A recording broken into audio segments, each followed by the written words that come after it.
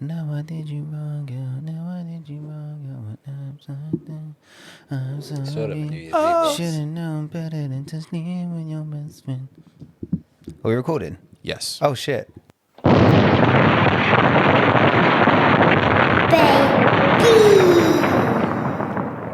This Could And terribly. This could end terribly. Episode 19. You are locked in with the man them. The lovable rogues. Abs.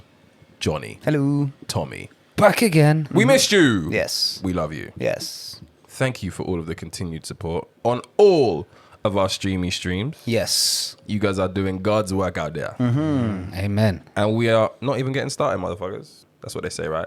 Rappers just say we're just getting started. just getting started. We're just getting started. Gentlemen, my fellow brethren of social, political, comical, cultural prowess. How are you? I'm alright, man. So we're doing an away day recording today. Yes, another away day. Another away day. To be fair, I mean, Well, actually, this is basically home ground. back but again, yeah. Yeah, we're back in Tottenham, baby. We ain't been here in a minute. Yeah, it's been a while. Sitting in the Philips Smart Light living room. Yes. Hashtag please sponsor us. Christmas chilling, lights. chilling with a glass of rosé. I'm a mature man these I hate days. the way you're With some holding cold cuts. Yes, cold cuts and rosé. I hate the way you're matured. holding that glass. Why? You can't hold like the liquid holding. No, but bit. I hate the way you're holding it because you're trying to do a thing there. I'm not trying to do a thing. You are. I am a man of culture, and if you can't relate, that's a personal problem. But secondly, you need to hold the bottom so that your rosé doesn't go warm. Why have I not got any meat cuts? Would you like a meat cut? Do you like pork? I mean, are you a host or what? I Like, offered it. did you? Yeah, I did. Can I get some? Yeah, some Italian What shit. are we dealing with here? There's some Italian deli downstairs. Some Italian deli. And would you like some tissues because your hands are about to get dirty as It's well? mad oily as well. Yeah, kind of. Anyway, fuck knows. It's been a mad couple weeks. I've been super aggressive on the exercise, trying to get this weight loss challenge done. Alhamdulillah, won the weight loss challenge. Got Very good. Congratulations, man. Got through 185 pounds, got down to about 182, and then started eating everything in sight. So now I'm back up a bit. But shout out a man like Harry, who had to wire me £50 Nice. for losing. You know, some of us are born winners, some of us are born fat. Oh shit, the meat cuts dropped. The meat cuts drop, bro. What the fuck? Get him. Ruined my punchline as well, motherfucker. Oh!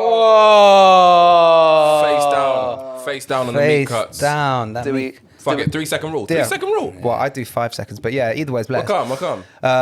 Yeah, Do you clean your floor? I will do at some point. Oh shit. I will meant do- before because anyway. Yeah, I do. Like, It's yeah, good that you got the initial bite in. Yeah.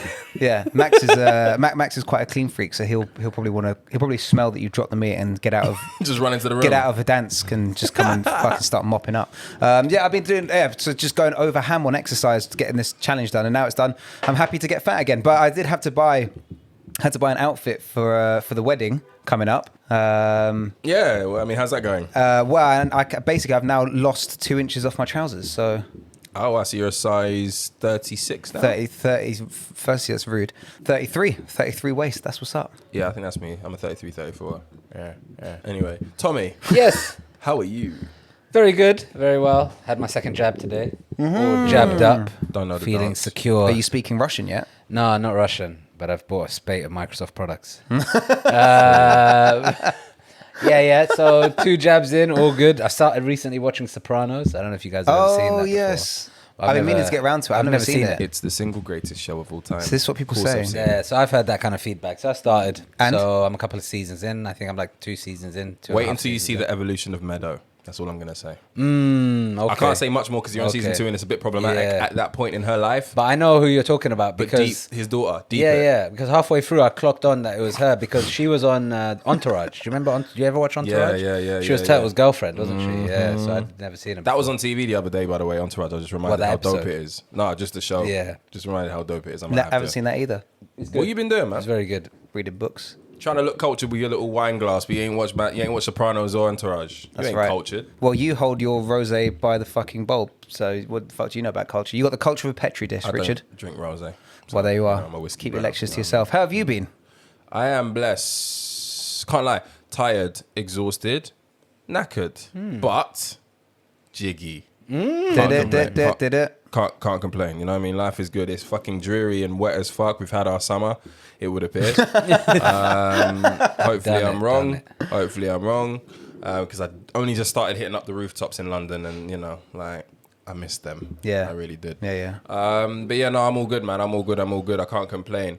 The Euros are here. Oh no, before we do that, actually, because everybody who's been listening to This Kid and Terribly for the last 4 episodes has got used to the new voice around town.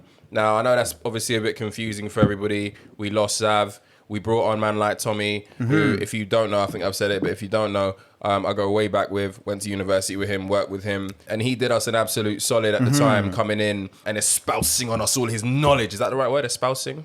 I got that right. Something like that, yeah. I think we'll Google that. Came and did a thing. But behind the scenes, this shit has actually become official. So it's only right we do a proper That's right. introduction to the newest member of This Good and Terribly podcast. Yes. Man like Tommy. Moustache game. I don't know if you have a speech or gone up. anything to say, but I feel like we should do that right. Yes. You know what I mean? Yes. Well, I What do you remember wanna say? I've already sang. So I'm You have glad already that sung. I mean, you people barely have sang. heard. You barely sang. I we don't know. could argue we make him do it again. No, he barely sang that day. Yeah. But I'm glad to Berlin. be here. I'm glad to bring my dulcet tones to your fabulous podcast. Yes. Yeah, man. Let's kick this off. Excited. Yes. Let's go again. The Euros Let's are go again. Yes. The Euros are here.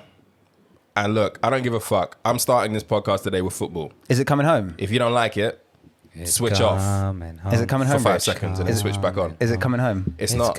It's not coming home. It's is not it? coming It's home. not coming home. Quick predictions. Who's going to win the thing? France. It's coming Shit, home. he thinks it's England. I think it's Portugal. I think Portugal are going to Portugal's a do the good shout. thing. I think they're... I think Italy that's looking dangerous. Italy Nah, Italy not- look good, man. Not enough quality for me, mate. Hey. Wow, they love a tournament as well. They're like the Yeah. Germans. They just love a tournament. And Mancini's probably the best manager in the Euros right now. Best Better looking. than Deschamps. I'm not Best having looking. You see, Deschamps did his teeth. that. Oh, really? Oh, he fixed his teeth, bruv. Them Oh, trolls were getting at him. You're saying win one little Bruv, World Cup. Yo, Google Didier Deschamps before and after doctor. We said the glow. The dentist. The glow. Bruv, it's crazy out here. Come on. Man, Jim White was talking about this. Oh, it's crazy, bruv. That's a man who knows good teeth. To be And fair. then they started talking about like people with bad teeth, basically, because it was all based on the clamp of Rudiger on Pogba. Yeah, Oh, Did that so- on and Sky then Sports. listen to this, yeah, on Talk Sports. He goes, and someone goes Ronaldinho, and Pog. Jim White goes, yeah, that guy could eat an apple through a tennis racket that is a bar. That's rude. on national radio. That's rude. Jim White has no right. That is a He's just bar. retired from Yeah, Sky yeah, he Sports, needs so he's to like, chill. fuck it. Yeah, and yeah, he's yeah. lost all composure Yeah, now. yeah. I need to see a Jim White and Temps back to back. No, exactly. Bruv. No, exactly. But yeah, no, I think Portugal are going to do bits. I think their team is formidable. I think Ronaldo, and this is a debate, a quick one. Mm-hmm. Let me start by asking you, who do you think the greatest player of all time is? Messi. Ronaldo. Okay, good. I personally think... Principle.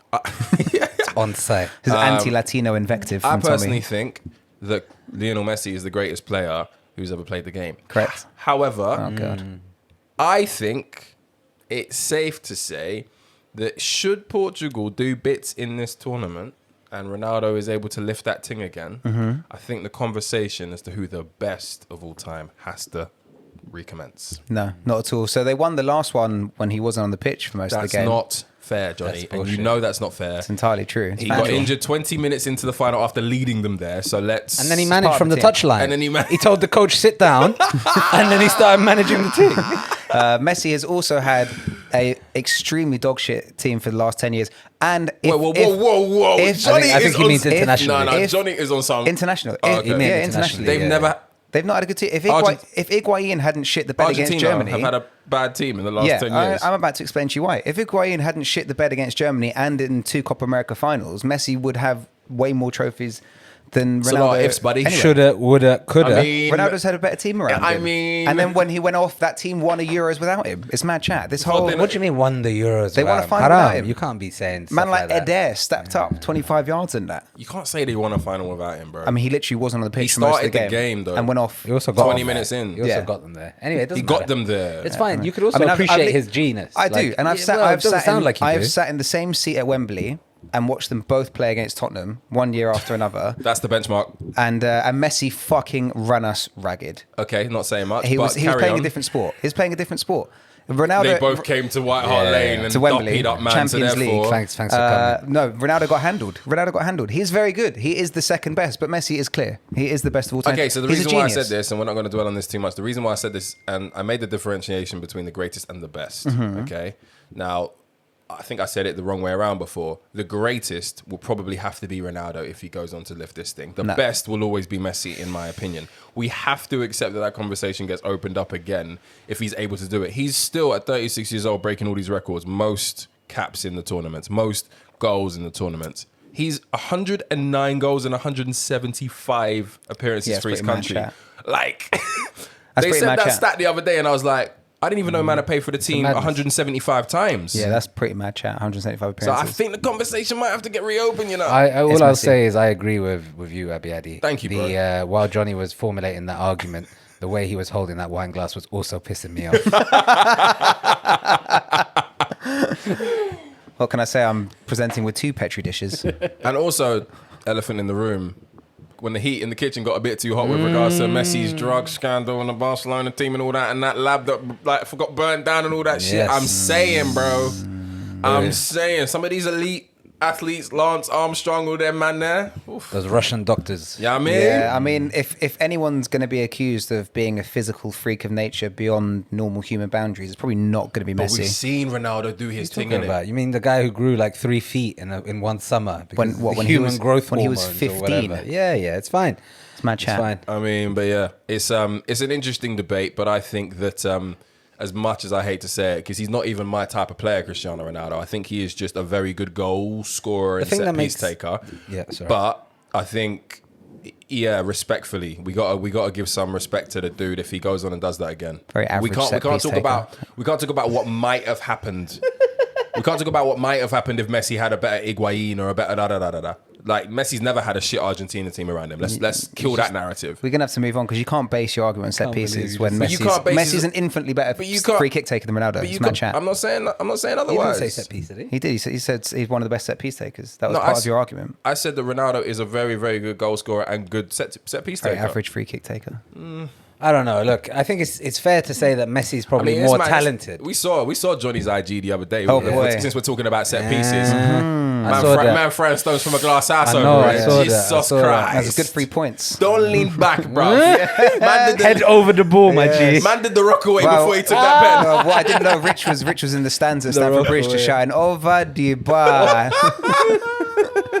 I was aiming bottom corner as well. That's the peak bit. So where do you think England are going to go before we move on from football? Quarterfinals get knocked out by France. Quarterfinals knocked out by France. It all depends on how we get out of the group. If we get out first or second, basically. So if we get out of the group second, we could get quite far. If we get out of the group first, then obviously we play France in the quarters and we'll probably get knocked out. Yeah, we are hours away from knowing the fate of where England stand because they're going to be going up against Scotland at the time of recording. So, yeah, I guess we'll know then. I personally think England probably may get quite far again. Probably not go all the way. So I'm going to say semis. I don't know who they'll be knocked out by, but I think they'll probably go. Yeah, it's not coming home. Chin up, boys. But I don't think it's coming home. But also, Venezuela are playing in the Copa America. We've got Colombia tonight. We got fucking clotted by Brazil. 8 of our team got coronavirus, so we had to ship in. Mazzoline, we had to ship in 15 man like the day before our game against Who Brazil. were they? Just like youth. Yeah, basically randomers from the Venezuelan league and a couple of youngsters. We got fucking done. One by thing Brazil. we need to talk about in the future, not right now, but is this kind of like international country changes that players can now do. I think you can like buy players now on an international level. You can give citizenship, right? Like, so we can maybe touch on that sometime in the future. What, like Juan Laporte? Or like Antonio. Marlos for Ukraine. Even Antonio now. Oh, yeah. But nationalized. He's got citizenship, right? Yeah, nationalized, but never played for Brazil, right? So not a problem. Correct, yeah. Yeah, so that's calm, right? But Jorginho's Brazilian. Plays for Italy, right? It's mad. Adama Traore is from Mali. He grew up in Spain, though. It's a bit different. There's a bunch like this, basically. But where do you draw the line? If Marlos came went to Ukraine at 15 years old. But he didn't. He joined Shakhtar as an adult. He's been there for like 8 years or something, so they just let him play. That's the difference. You do 5 years, you get a British passport, you can play for England. Right? Yeah. Yeah, because you're British. Exactly, there you go. Who was the old school brother, like 2010 to Martins. We were trying to get him. Then there was a couple guys. He didn't play for anyone else. I was thinking of the Polish player. Who's the Black Pole? I know who you mean. It wasn't Obafemi Martins. It was someone else, but it was something yes, similar to I know that. who There was you a mean. black pole. But the only we were trying. black pole in We the were trying to country. get Manuel Almunia at one point to Yeah, play for England, I right? And remember all that kind of what mad a shit, fucking bro. low point. Yeah, boy. But Jesus. we're turning people away now, right? So Wan-Bissaka is going to go play for Congo. Good. Antonio is going to go play for Jamaica and or guess something. what, Tommy? They don't boo you in those countries when you take a knee. Yeah, we're just Facts. we're giving back to the empire. You should all be grateful. But yeah, we can't move on from football just yet without, sending well wishes to man like Christian Eriksen. I know this is something that's obviously very close to Johnny's heart. I've always loved the guy. He almost came to Liverpool before he ended up choosing Tottenham. And, I've always watched his career. He basically was a proper baller. In the Premier League for about 7 years. He was with you guys, right? Yeah, long something time, like that, long yeah. time. And yeah, I was heartbroken watching what happened as he collapsed and had a heart attack on the pitch. Everybody, including myself, feared the worst.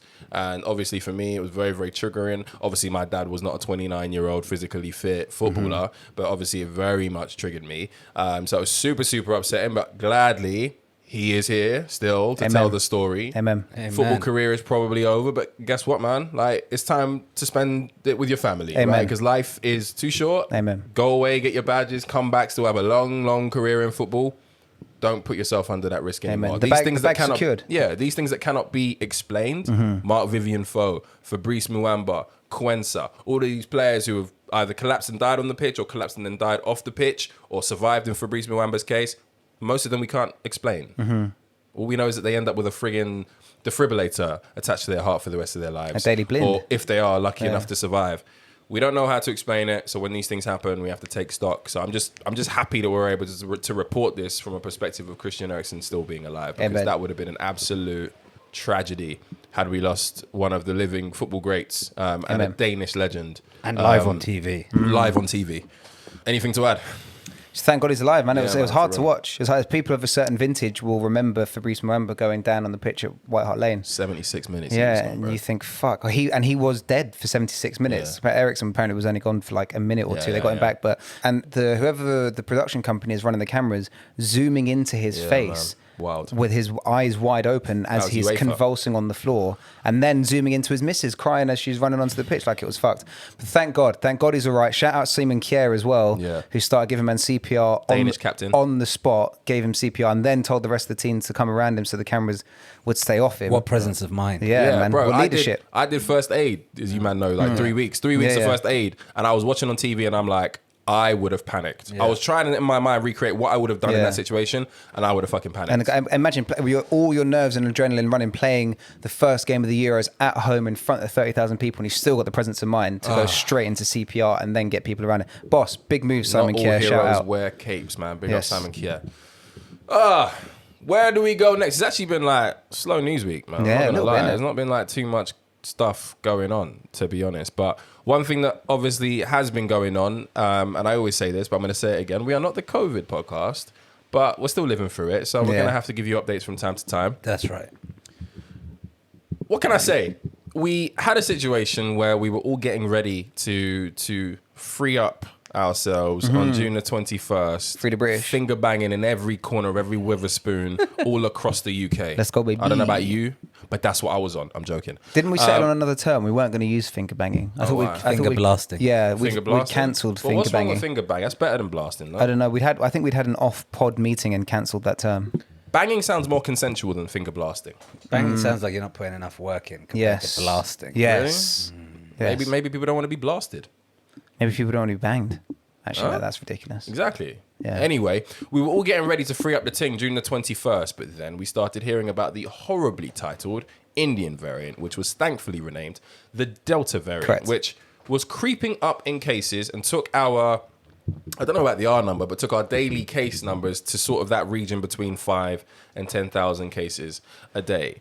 Now, we spoke about this on the last podcast, what that meant for the travel corridors to places like Portugal. That went from a green country to an amber country. But what it also began to start was rumors that the day of freedom, so to speak, that we've all been looking forward to since the turn of the year, June 21st, was 21st of June. was going to be delayed. Who's got a bag? And when you start hearing these rumors on Twitter through the usual very, what's the word I'm looking for? Ether. The ether, the Tory leakages, right? when you start hearing these rumors and so on and so forth, you know it's inevitable, you know it's coming. But what I couldn't get my head around, I've been fairly positive, and I'm not into conspiracy theories and all this other stuff, but what I couldn't get around was that the day before they actually made the announcement that they were going to delay this thing by a month, it's now going to be July 19. We had 20,000 people in Wembley Stadium, tits out for the lads, right? Shouting and booing, of course, in the name of our queen, watching England beat Croatia. Now, again, let me just stop there and let me get your thoughts on that first.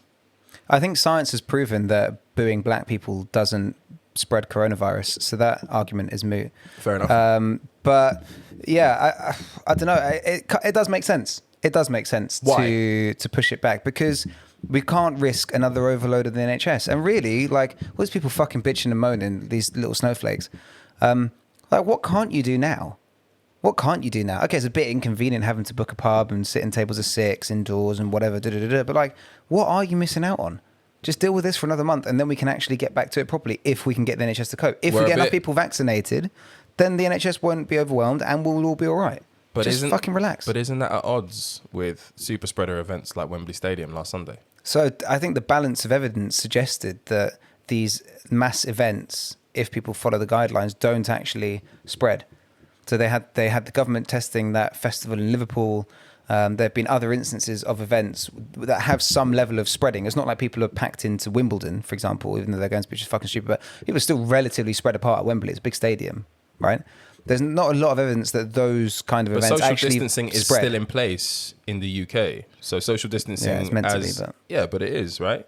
Going by your view on Wembley Stadium, and I agree, they were socially distanced. It's a quarter of the 90,000 seater stadium, right? So even less than a quarter. They're social distancing just like we are, because the social distancing measures are still in place. Yeah. So again, I mean, like, okay, fine. You could make the argument that you shouldn't have anyone in Wembley Stadium, but just because there is a reduced capacity at Wembley Stadium doesn't mean that we should have 90,000 people, and that's a good idea. It doesn't mean that we should completely open up everything. What's the argument you're making? The argument you're making is that we should have... Is that we should prepare... we should start preparing... we should start... Like, there should be some balance in reopening slowly, but an extra month of this current regime, fine. All right, it's fine. Let me put it to you like this. 42 million people, so roughly 3/4 of the UK have been at least single jabbed. Yes. 30 million, so just under half of the UK, have been double jabbed. Our floor is that 42.3 million at the moment. Right. I think it was February where they said if we get to March and we've got 15 to 16 million people vaccinated, and then we keep that trajectory up, which they have done, then we will find ourselves free. We'll be able to handle the capacities going into the NHS. Why are we now at this stage where our vaccination program is probably like world renowned at this point, still unaware as to when we're going to be out? And you say July 19th, 1 month will save the NHS, but the reality is that they're already talking about that potentially not being the day of freedom because of the rate at which this thing is spreading.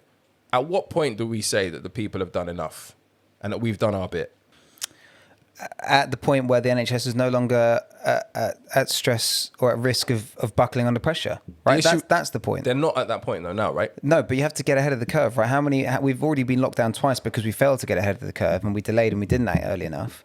And now that they are acting early enough, I think it is unfair to hammer them for it. Like, okay, maybe we shouldn't have got to this point, but you can't blame them for acting early. And fundamentally, if you look at all this shit that man like Dominic Cummings is releasing, etc., Hey, King Snitch. Yes, the King Snitch. We'll get to him. Yeah, is real. A friend of the show now, Dominic Cummings, having been an op. Can I just say this is the best redemptive character arc I'm not sure, of bro. all time. I don't know if we should be celebrating. He went from right-wing scumbag to like second on the list of leftist icons. He's always been a Che Guevara. Finish the COVID thing. No. We can't do that. Well, we'll get back to it. But like the incompetence that is revealed by his testimony and his messaging, where even the health secretary, who is being described as totally fucking useless by the Prime Minister, fundamentally this government and this civil service doesn't run a health service that is capable of dealing with another peak. And so we shouldn't allow the country to get to that point if we can avoid it. And we can avoid it by delaying opening by a month. No, but we could avoid it by putting India on the fucking red list. Sure, we should have done that as well. But we didn't. But every single time, So it's, we should do it's that. the people who, well, they're on the red list now, but they were on the amber list. It took them longer Sure. to get on that red list Yeah, than and that Portugal was- were on the fucking green list. Yeah, and that was last month's scandal we've been through. That was wrong. That was awful. I agree. I'm But not, the people always end up suffering at the end of this. Absolutely. At the end of the day. Of course. So again, at what point do the people say, "Fuck this shit"? This is actually a little bit more. There's something let's a little get- bit let's more all- sinister to this. let's get sufficiently vaccinated. Let's get What is sufficiently that number? As I said, 42 million. But we're not. already At, got. but we're not. I At, we, think, need, we need 42 million need second doses, and we'll probably be there in a month's time. I think the question that Abiadi's trying to get at to you is at what point does it become personal responsibility versus government? Yes, mandates, it's the knife basically. crime argument all over again. So that's what it effectively comes down to. So to add some context, I guess there was 11,000 new cases of COVID, I think today or yesterday or something like that, right? So the numbers are still quite big, but from 11,000 new cases, there were 19 deaths, right? Yeah. So clearly the jab is doing Yeah. its business, basically stopping whatever the efficacy rate is. I think 99% of severe illness and hospitalization, right? So when we're in this kind of environment and the government, when they announced the extension to lifting of lockdown, there were 60 MPs who rebelled against that vote, right? So 60 men It's not like them. who said, actually, no, you should open this up right now, right? And it comes back down to an argument of civil liberties, basically. It comes down to what point will the government decide to let people decide how much risk they're willing to take? Yeah. So if Johnny is a 30-year-old single vaccinated male, then he should have the right to decide whether he wants to go to a bar or not, or go to the cinema or not, or go watch England at the Euros or not. As opposed, 28 years old, please. whatever. just Like FYI. I didn't want to out you. So yeah, that's what it comes down to. And right now, and it's interesting because we've got a Tory government, right? So typically, historically, people would have assumed that more right-leaning governments would leave it down to essentially individual choice, right? Yeah. And the 60 MPs who rebelled against this extension of lockdown were all Conservative MPs as well, right? It's a COVID research group, isn't it?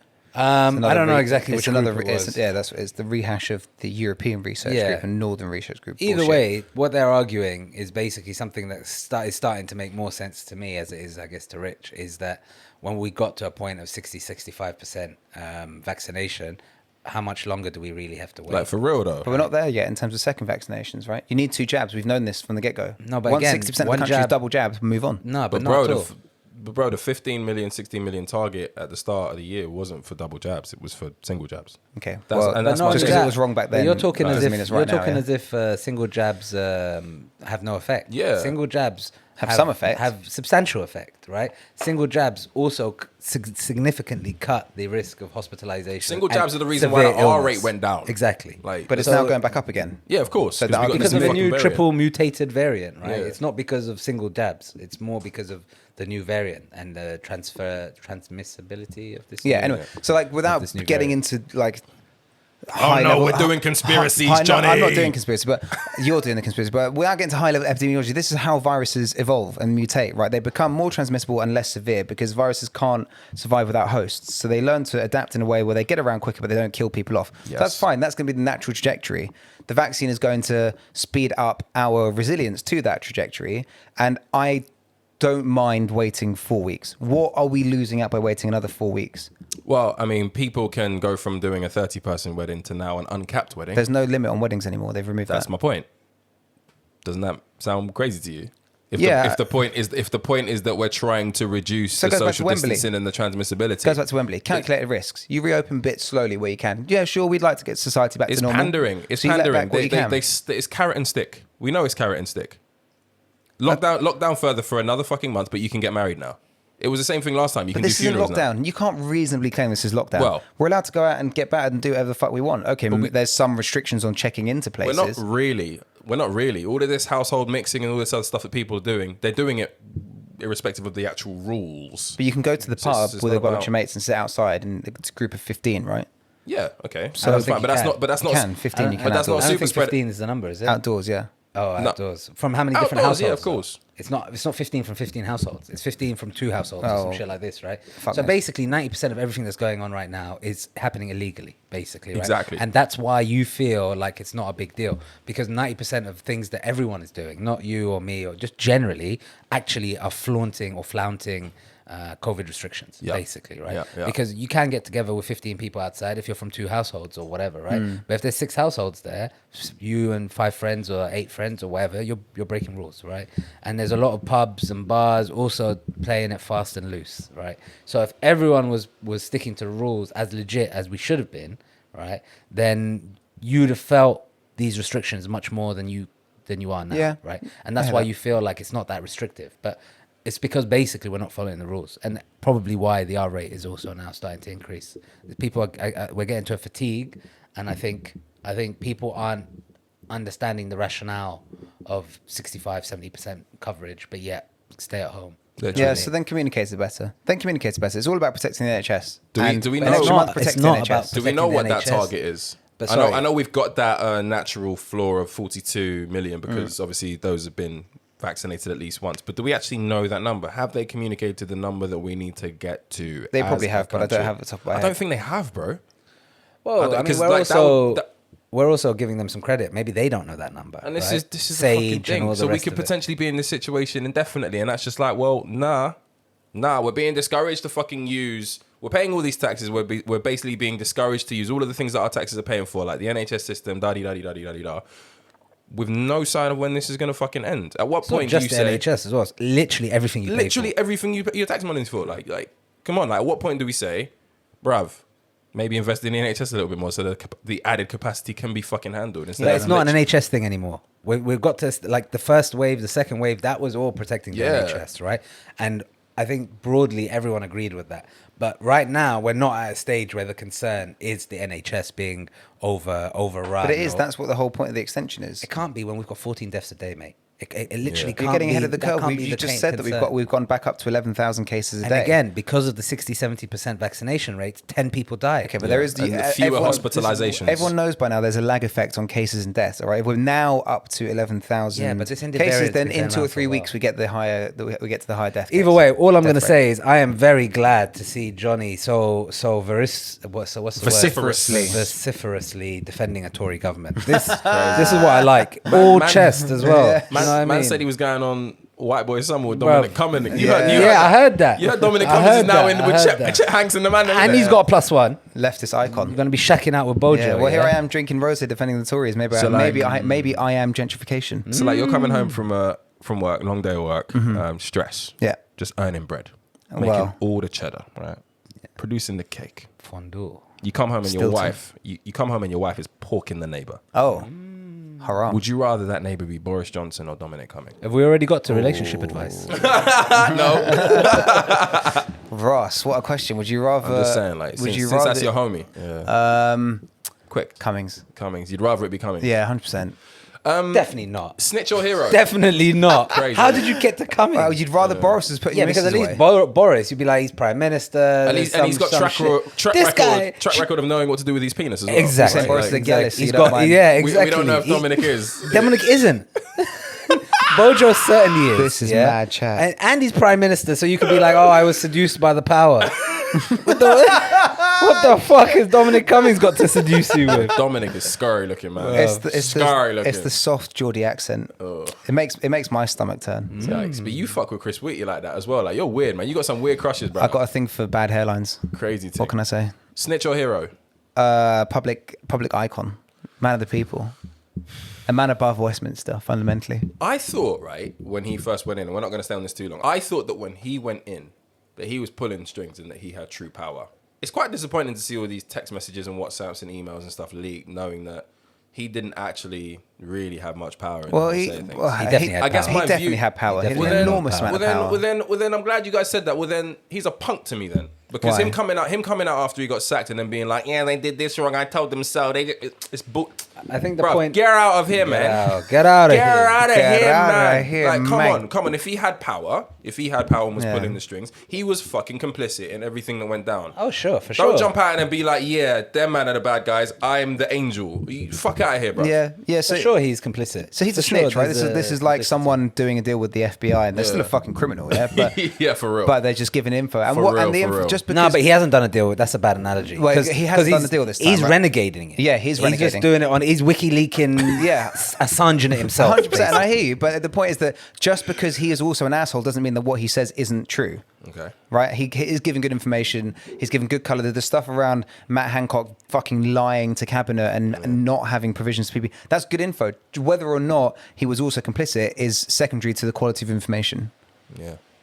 I think the point he was trying to get across is that the cabinet secretary and the civil servants basically are the decision makers. They're the ones that really pull the leaves of power within Westminster, basically, The and, Whitehall. and within Whitehall, yeah, and that the ministers essentially are figurative, right? Yeah. So you'll have figurative ministers, but these ministers, or Boris Johnson, or Cummings, or anyone who's like essentially a political advisor or appointee, they don't have the right to hire and fire civil servants, basically. politics That's what it sounds- comes down to. So the person who sounds can hire and fire civil servants, or in this case for Boris Johnson specifically, is essentially the cabinet secretary, right? So that's what the point from the messages that he was sending out, he was trying to get across, is that if we're able to get the cabinet secretary and that system working well, then it doesn't really matter if it's Hancock or anyone else, because we'll have the power to do Yeah. what we want. Yeah. Like But- we'll basically run an end run around him. But this is just to wrap this up. This is the overarching point about, like, jokes aside, whether or not Cummings is a political icon and all this, he has wanted to take apart the civil service for 20 to 25 years, and he finds it inefficient. And actually, this pandemic has probably exposed that he has a point on that front, and that we can't hire the best people because we can only hire internally within the civil service. And if we want the country to run effectively, then we should be able to hire the best from outside what is effectively a very closed club of people. Yeah. Feel you. That's one probably good thing that he's done, is bring Yeah. light to the Yeah. to the failings of probably of the civil service. Yeah. And obviously, the news that's coming out right now is that they're going to do a situation where they're talking about a situation where double jab peoples can avoid all of the quarantines associated with traveling to amber and I think maybe red countries as well. So we'll see how that goes. A special note to all the employers out there who are putting pressure on their staff Yes. to get vaccines. There was a gentleman by the name, what was his booky looking guy's name? Charlie Mullins, who is apparently Pimlico Plumbers. Yeah, Pimlico Dickhead. Pimlico Plumbers, if I can say that right. He's been a dickhead from the very get-go, the beginning of the whole pandemic. He's been telling people to go back to work whilst he's been sitting in his gaff in Marbella. The businessman said anti-vaxxers would not be able to work or travel if they didn't get the jab in order to protect the elderly. You're not going to have a job if you don't get it. Don't jeopardize everyone who's willing to have it. Basically, you're fired if you don't get it if you work with him. Employers, allow that shit, innit? That's weird. But this is the kind of stuff that Allow it. Chakrabarti and all these guys are fearful of, right? Discrimination through COVID vaccines, essentially. So, like, if you don't have a vaccine for whatever reason, you start getting discriminated against. Yes. Basically, can't take a flight, Yeah. can't get onto the train. Yes. Can't go into a restaurant, whatever. Anyway, before we move on to some other topics, we spoke about this a few episodes ago after we had the tragic news about Sarah Everard. I mentioned a story about two sisters who were taken from us last year as well, Nicole Smallman and her sister Bibba Henry, who were killed in Wembley last year. We didn't have a great deal of details around that at the time, but what has transpired is news of the horrible way in which they were killed by a Daniel Hussein, who, by all intents and purposes, was a very, very troubled man, who was in the same park as them on the day, waited until the usual hustle and bustle of a park died down towards the end of the evening, seized upon the sisters who had stayed behind after celebrating birthdays.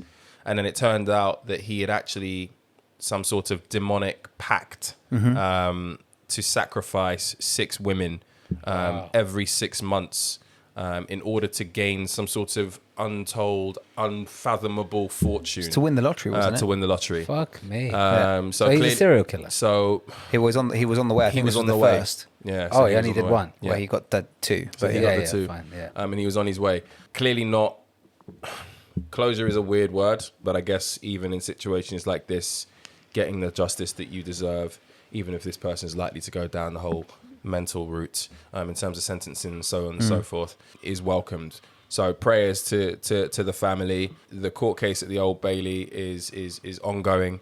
And then obviously you heard the news about Sarah Everard's killer pleading guilty as well. We don't need to dwell on that too much, but the book will be thrown at him and hopefully he's buried under the prison. He was a policeman, right? Yes. Serving copper. Yes. With yes, clearance yes. as well, but we'll have to come back to that another Yeah, episode. It's diplomatic, madness. service. Madness. In Brighton news.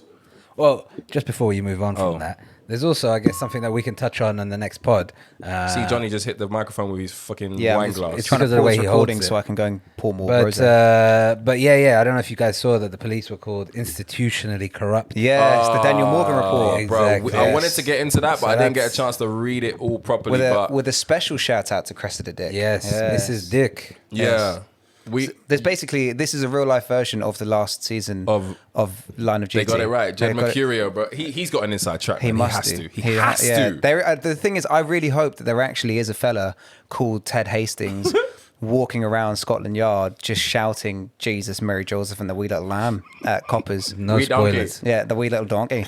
Spoiler alert. Yeah, Spoiler basically, alert. and just like the only thing I care about is bent coppers.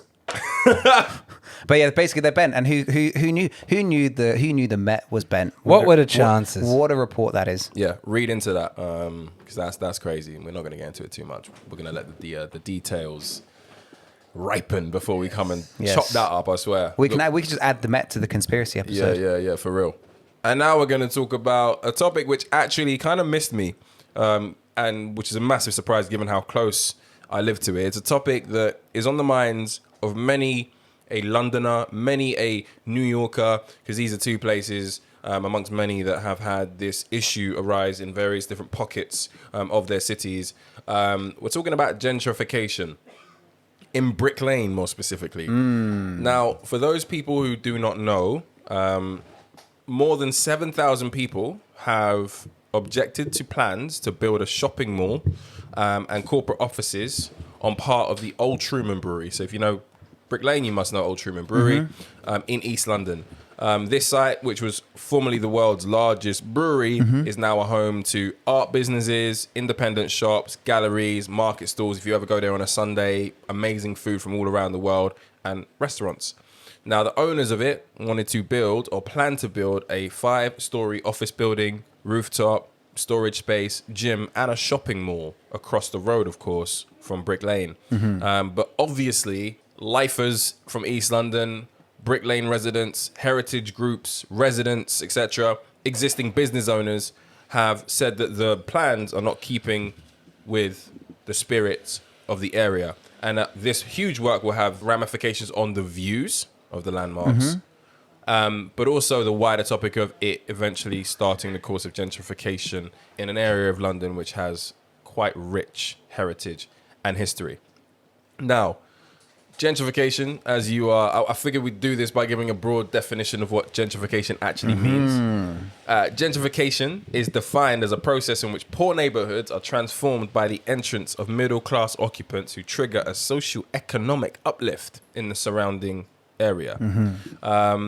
Now, this obviously leads to the displacement of working-class residents as well as black and ethnic minorities in many cases. And that's obviously, when we're talking about Brick Lane, the kind of catchment, right? Because it's mainly people from those backgrounds. Now, the conversation with regards to the council and whether or not this was going to get through has continually been pushed because of the delays, because of the campaigning, because of the petitions that have been going on. Now, Brick Lane was a home of French, Irish, Jewish, and then more recently, Bangladeshi communities over generations. Each of those communities left a mark on that street and that area. The 1888 strike held by young majority Irish match girls at the Bryant and May Match Factory in Bow, where I live, was a spark in the rise of industrial unionism in Britain. So again, a place that has rich cultural heritage. And if you go to Brick Lane now, obviously it's synonymous with restaurants, Bangladeshi restaurants. And before I graduated to Tayyab's in Whitechapel. Welcome. Yeah. I was there every week, you know what I mean? Tory scum. Shout out Lahore as well. What? I'm Tory. Tayyab. Tory scum. Tayyab's He's a humble bag. Yo, imagine calling Tory man scum. a Tory scum because he goes Tayyab's. You're all Tory scum. Johnny, you're Crazy. fucked. It's crazy. You are a madman. Fuck the lot of you. Now that I've given you the history, the conversation is more about gentrification, whether or not it's a necessary evil, whether or not it works or whether or not it's completely bad. We've had quite a few instances. If we think about Peckham, if we think about Brixton, Wandsworth, these are all areas that are associated with some of the biggest gentrification projects of the last couple of generations. What do you think the lasting effects of that has been, and do you think it's always a bad thing?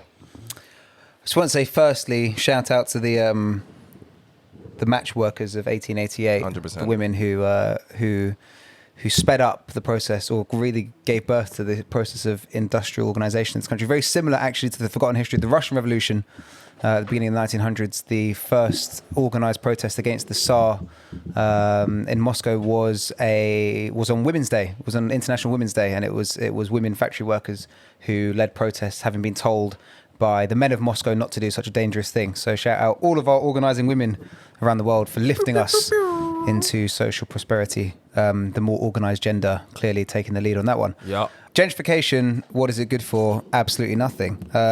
What is it Yeah, good I literally for? did the same thing. That was the point. Can I just sing? Is that all right? Yeah, go on then. Absolutely nothing. Go off, sis. Yeah. What is it good for? Absolutely Nothing. It's giving me big Rush Hour vibes. Yeah, 100%. But you know how I feel about that shit. Yeah, I know. It's mad Which is chat. haram. Yeah, it's just a controversial view. Yeah, Gentrification. Well, I mean, what do we need it for? What is it needed for? Who does it benefit? It very rarely benefits the communities that it takes place in. Very, very few people in areas that get gentrified who've lived there for a long time before gentrification happens tend to profit from it. It tends to be outsiders who come in, try and catch a wave early, buy up property, and then kind of earn money as their houses go up in value when other outsiders move in. What happens is people who live in these communities get priced out, can't afford the rent anymore, have to leave, etc. And then what happens is you end up with very bizarre, sanitized places like, I guess, Notting Hill, as it was in the 70s or 80s, the genesis of Carnival, etc. And to an extent, places like Stoke Newington, Hackney, now bigger, Hackney, yeah, for sure. my own ends. And what will happen to Peckham and Brixton, or actually the reasons that people moved to these areas in the first place was some sense of cultural liveliness or difference or You can say it. experience. You can say it. Or say You what? can say it. What? Because they wanted to see the black people. Black people. Yeah. What happens is the whole reason that they moved to these areas, basically all the sauce, all the sazon, all the salsa, learn how to season with all black people. in Peckham. and basically all the flavoring, all the condiments Yep. get moved out of the area, and then you just end up with a sanitized version of what people thought they were moving to, which benefits no one. And a lot of dog walkers. And a lot of dog walkers. You end up Dog walking groups. living in places like Clapham where everyone's Australian, and that's fucking shit. Like, How did that happen? I don't know. Why are there so many Australians I feel there? like there was like whatever the Australian Craigslist is, they all just decided to move together, and then a couple South Africans turned up, and they were like, "Oh, they've got accents." Yeah. And it was a bit weird. Anyway, no, fuck gentrification, and it's So you fucking can't it's ruined find one places. positive of gentrification. Positive to who? At all. To Okay, so put The country at large. yes. Why not? Well, do you want to gentrify a country? No, You he's can't say asking to who. gentrification takes place on a national So you're scale. saying that that gentrification helps no one, right? And he No, it has helps to- people. It just doesn't help people who live in who were in the Well, gentrified you areas said before who's it good gentrification for? happens. Then you just answered your own question, then, right? Okay, it was Well done. leading question in that it doesn't benefit anyone. Doesn't benefit anyone who lives in the area before it was gentrified, but it certainly doesn't benefit the people who should be getting help in those communities. Why should we be trying to help anyone from any one particular area? Well, why full should we? stop? Why should we be trying to fuck them? Why should we be pursuing policies that prices people out of the areas that they grew up in? I don't think it's I'll called never be able to fucking afford to live where I grew up. Right? That I don't just think won't happen. it's fucking them. Basically, it's unintended consequences. But it's very intended because you have to go past planning permission and allow policy to pass. Yeah, I think it's unintended consequences. I think it's difficult to say that gentrification doesn't help anyone, because if it didn't help anyone, then so many areas wouldn't have been gentrified. I think gentrification is a normal cycle to, I guess, economic growth, basically, right? So they look at an area that is underprivileged, maybe that has a lot of commercial or residential real estate which is unused, or somewhere that has a lot of factories or whatever, and Or tube links. or tube links, yeah, and they pour money into that area so that they can make money, right? Fine. We all understand that we live in a Capitalism, capitalistic... baby. Exactly. We live in a capitalistic environment. Tory So scum. people are going to have to make money, whether it's Tories in government, whether it's Lib Dems, whether it's anyone in government, people will still make money. Let's just right? build a fucking tie-abs. Why not? No, Yo, whatever. you need to stop speaking down. They're going to come for you. We're going to fucking mile fight, end. man. Hey, Like, hey, Kibby, yeah, you need to relax. listen to this blasphemy. Yeah, relax on that. Anyway, so it's just unintended consequences. People do get priced out. Yeah, I've seen it in Labrador Grove. There were people very close to me who, when a variety of different council estates were basically demolished, for 600. Well, back then, 600 grand 2 beds, right? Yeah. And people were moved outside of London, and people who had lived in the area for X number of years and have family there, and all the rest of it. And yeah, you can look at it as being a bit heartless, the way that they can't be rehoused within the area. They often get rehoused outside, probably in what today is defined as Greater London. So all of that is bad. There are lots of downsides to gentrification. Yeah. But to say that there is no upside to gentrification, for me, doesn't make sense, basically. But it is these poorer, marginalised people who feel the brunt of the downside. So And should an area be shit forever? The is the question. upside, but That was my next question. But areas That's the don't question. have to be shit. Why does an area have to be shit? This is the whole point. Well, gentrification is allowed to market itself as some kind of social good because kids of rich people buy property off poor people, and then the place is less shit. No, you don't have to kick all these poor people out for areas not to be shitholes. They're not buying properties off poor people. But The council flats are being demolished, and so that new rich houses, people can move in. New houses are Okay, being so built, rich and people new are people taking moving property in. from poor people, Sure. taking land, taking Okay. space, or whatever. So can an area be shit forever? But why does it have to be shit forever? The government can invest. We all pay our taxes. You can create facilities. You can create youth centres. You can create nice restaurants. You can create other programs. But if you've in got local nice areas, restaurants in an these area areas that don't need where to be shit anymore. But if you've got nice restaurants in an area where the average income is X, for example, then that nice restaurant closes in 6 months, in 3 months, in 2 Yeah, months. no one's saying build a fucking tie-abs in a shithole, but you What- can. It's You can open restaurants that are relative to the area. Take Stoke Newington as the prime example Yeah, but of they've that. got chicken All and chip these shops nice, already. All these nice little. That's rude. No, All but these that's nice little Turkish restaurants opened up, and they were very nice local canteens where locals could afford to get a very nice meal, etc., etc. The same thing happened down Green Lanes and Haringey, and now they've all become sanitized versions where it's £20 for an Iskandar. Right? Who does that benefit? A what? An Iskandar is the best kind of kebab. Next time it gets with of course. Turkish. I think it doesn't make sense. Your point is because that why do places have to stay shit forever? They don't have to stay also shit why forever. do They don't have to be people? gentrified Why do we not have be to think that shitholes. people don't move? People move all the time. Like they move for work, Sure. they move for university, they move for things. So I mean, no one has a God-given right to be in one place for forever, right? No, but people so also- if you're essentially effectively being mandated, basically, to move out of your apartment, flat, wherever, for some semblance of the greater good, basically, that it's not that I can't see, or that the person being asked to move out may not be able to see, but is in some kind of greater plan of every government for the last 25 years, then, what?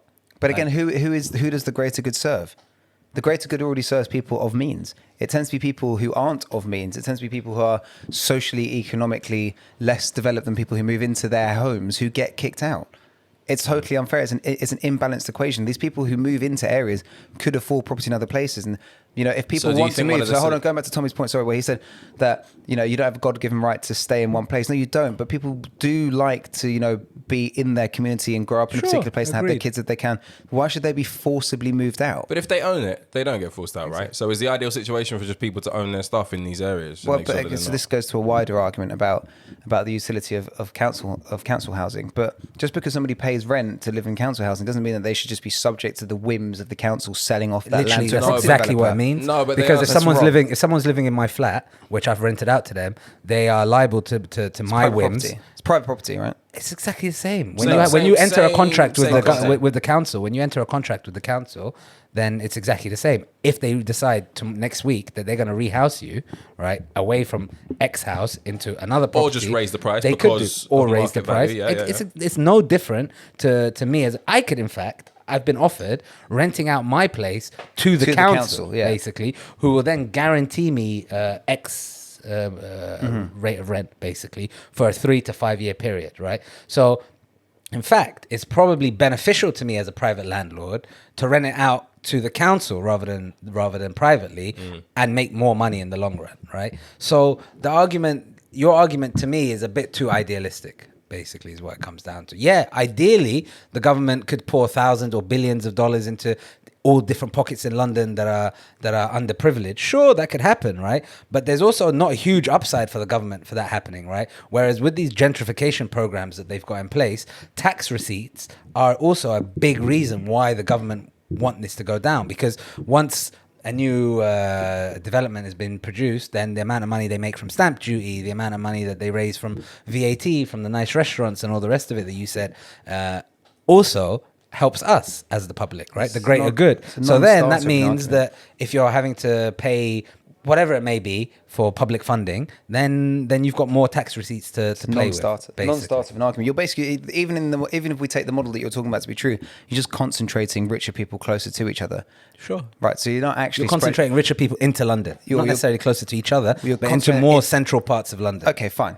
So you're concentrating them closer to each other, right? Sure. It's not necessarily good for the economy to have all of the rich people living all near each other and all the poor people living outside. You end up in a city like Paris, for example, where all the poor people just live around the edge and only rich people and rich foreigners can afford to live in the middle. It's not good for society. It doesn't create a happy community. It doesn't create any sense of solidarity or whatever, etc., etc. Paris is not very different to London. But according to whom? Everybody rich lives in That's central fine. London. Okay, like fine, yeah, cool. Like if you're kind of rich or you're middle class, then you don't really notice the difference. But for all these people who grew up in places like Ladbroke Grove, grew up in places like Hackney, grew up in places like South London, their sense of community is totally torn apart because the flat that they were always living in suddenly just gets ripped off by the council. And the point that you made earlier about there's a difference between council flats and private landlords, in that, you know, our taxpayer money goes towards building that public provision for the sake of all of us. In theory, if you want to, but no, like in practice, that's how you fund council property development. It's taxpayer money, right? If you want to spend your money on buying a house and then renting it out, it's a different argument. But it's a false equivalence to say that you can just be shifted out of your public property, because by paying taxes, you're contributing to the upkeep of that thing anyway. You have a part ownership in it. You don't. That's have how public property works. You don't have a part ownership. You should do. That's how public property property works. You might have a part ownership in all public housing that's across the country, but you don't have part ownership in that flat. But you're also paying rent to that flat. Sure, but you can pay rent and get told to suck out. I just told my tenant to suck out. But it's wrong. Yikes. It's like this goes down every year. Every year, thousands of people move out of places. You've paid for that property. You own that flat.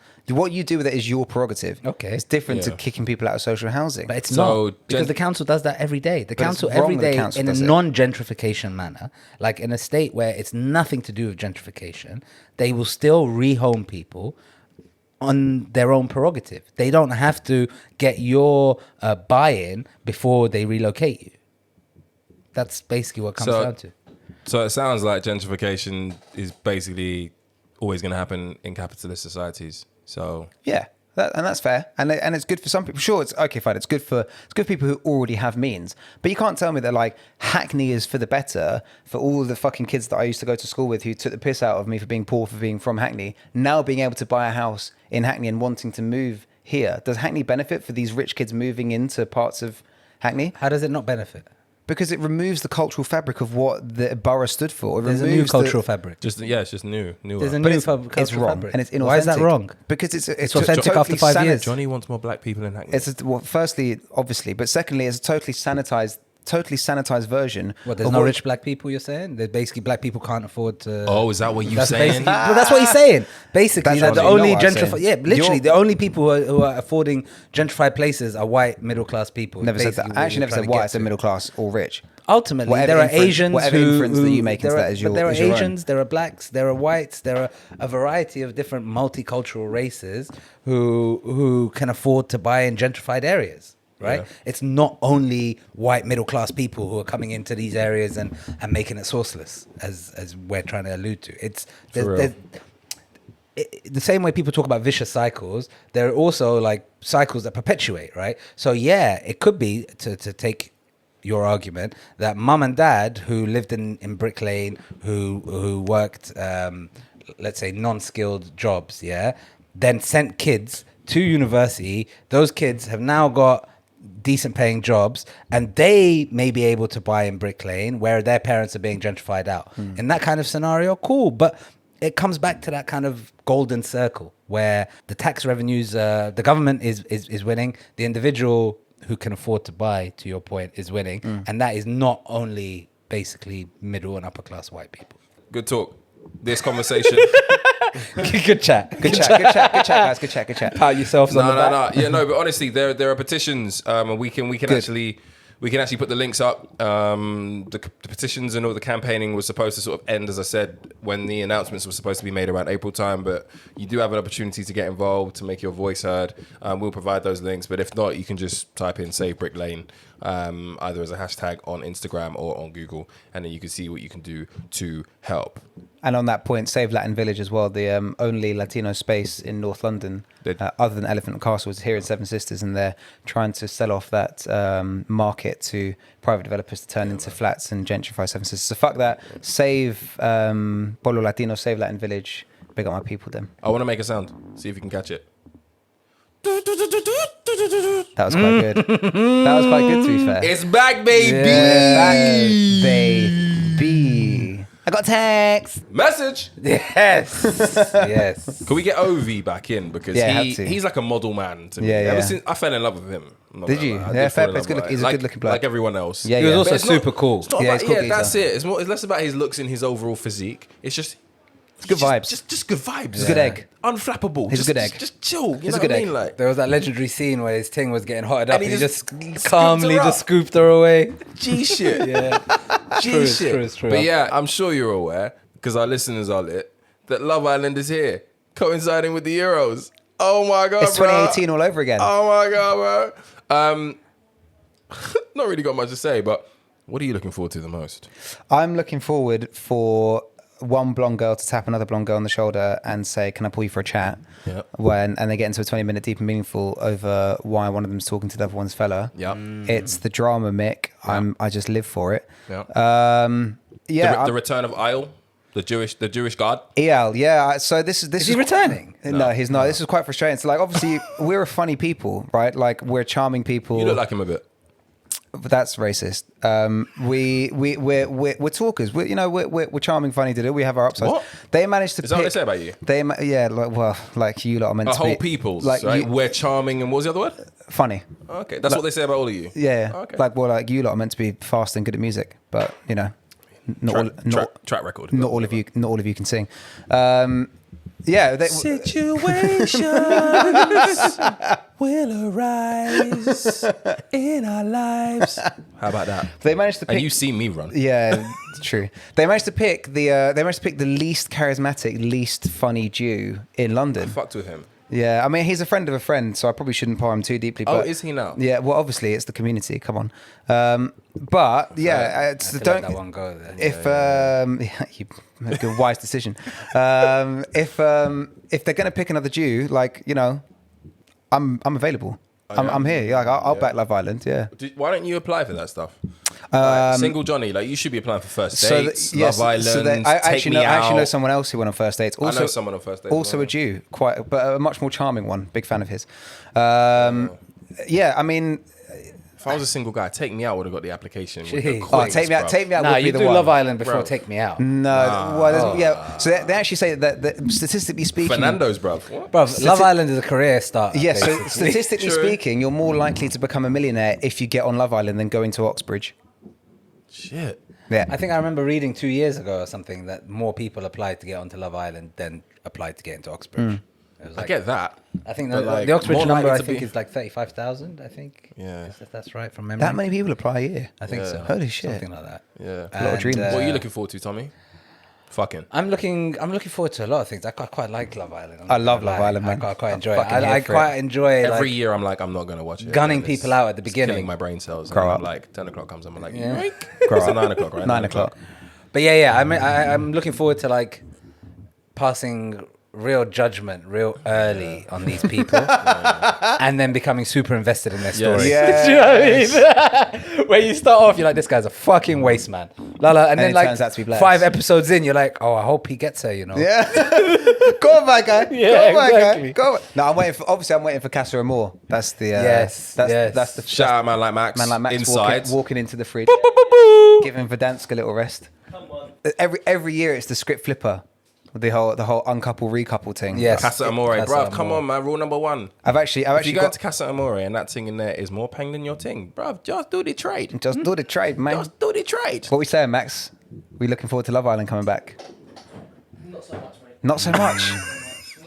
Don't worry, bro. We're not recording. Oh, what? You love it? They don't talk about Love Island on site. They must do. I just want someone to go on the show who looks just remotely like Amber Rose Gill from last time. Yeah. Who, by the way, I slept on completely throughout the course of that show. I was like, yeah, she's all right. No She's way. a bit annoying.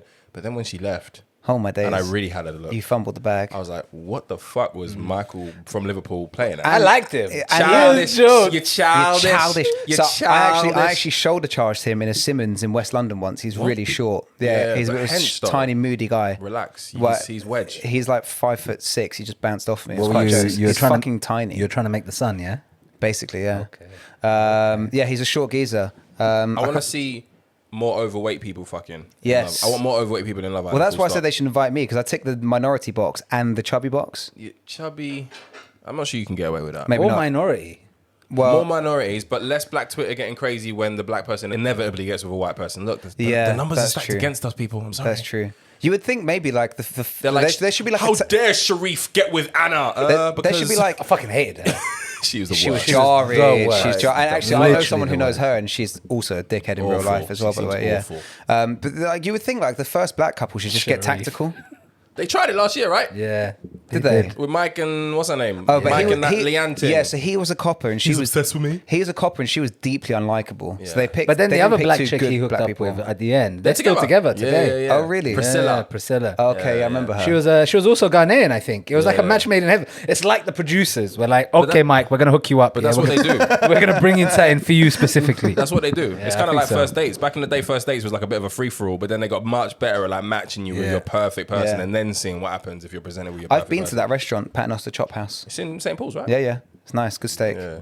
Still single. Is But what it is. yeah, but in all seriousness, I hope that when these people go in and then come out, they are offered the right level of therapy when they leave, because we've heard too many stories of people coming out, taking their own lives, going through it, and to be honest, it's not worth it for a pretty light-hearted love affair of premarital sex, debauchery, and shits and giggles. So I really, really hope that ITV do right by their candidates and make sure that when they come out, they are prepared for what comes after, because it's getting a little bit sad now. You'll be glad to know that ITV have issued a new code of conduct and safety guide or whatever to people who are joining this year, which includes like social media training, Wonderful. and some like how to be more robust in your thinking and shit like this, basically. Sick. So they've taken that feedback on board, obviously, with the numerous suicides and all the rest of it that's happened in their history. Yeah. If they're basically at a stage where they probably can't afford another high-profile case, basically. What they need to do as well is, you know, when Big Brother came out in the first couple of years and then you just switched to E4 and you could watch them for 24 hours. Yeah. They need to do that on Love Island. So Yeah, you they do. can It's see- Love so Island we- Extra, ITV2. But is it 20? Is Nah, it it's like just an hour. Yeah, I don't think it's very long. Whereas before, like you could watch. Oh, you want Big the Brother. full-time Yeah, coverage? because you want to see all of like, you know, back to the thing I was saying about like overweight fucking and stuff. I want to see all of the nastiness. I want to But they see. rarely get- I want to they see rarely- all of like the slob on my knob shit. I want to see it. Yeah. I want to see them get unruly. With innit? the chubby rubby. Like, yeah, because it's a bit too PG. Do you know what I Yeah, mean? but they Like- rarely actually get it in there, Yeah, right? they do a few No, like they slow used to. They do They a few used to, when they yeah. do the activities. They do a few like little slow motion things where you can see like jiggling and that. But Yeah, I yeah. want them to go like the full whack. You could just know go what on I'm Pornhub. not with you there. I mean? No. Nah, because with Big Brother, it worked, right? So they'd have like a 24-hour feed, basically, that would just run on one of the channels that you mentioned. Yeah. I think if they had something like that with Love Island, we'd all fall out of love with it quite quickly. Yeah. Because I think this thing is much more staged than we think. Oh, It's 100%. not like Big Brother, where Yeah. it's all like, just keep doing Crack your on. thing until someone goes crazy, right? Here, they're actively like, there are producers who kind of basically in the house all the time. They're actively they pull people for chats, right? Yeah, yeah. So the producer will pull people for a chat and be like, "Oh, how are you getting on, Johnny? Oh, well, what you like? You like Steven, do you?" And Oh, wow. given that the new season is all So, all they inclusive. said that they're not all going to do. inclusive. They said they won't have gay people in Love Island because it basically fucks up the maths. I thought they said they were having like they're gays not and gonna do lesbians it. in this Then- season. So then I think there may be some bisexual people, but basically they're trying to avoid it because it fucks up the maths, right? You're Pagans. having to get rid of two people That's at the same problematic. problematic. It is problematic. But they should just do a gay Love Island. That would fucking bang. Can you imagine Twitter watching gay Love Island? Like, That'd be so sassy as well. that'd be so sassy. But yeah, like all of like the mental health shit aside, like obviously it's very important people don't kill themselves.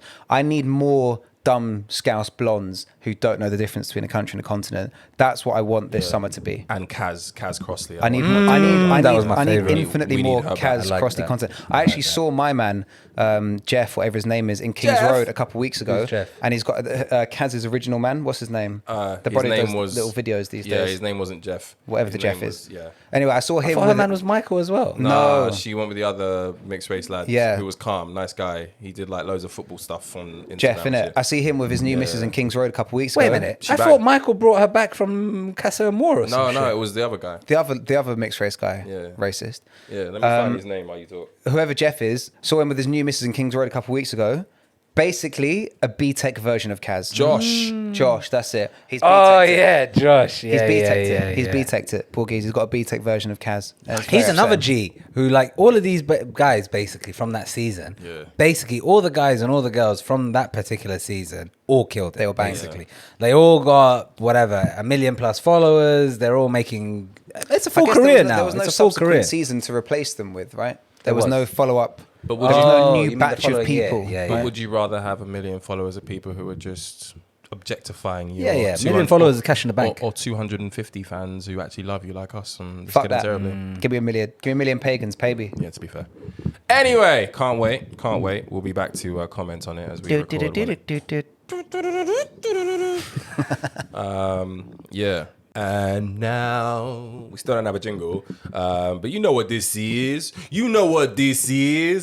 This is where we attempt to make sense of some of the relationship scenarios some of our listeners are going through.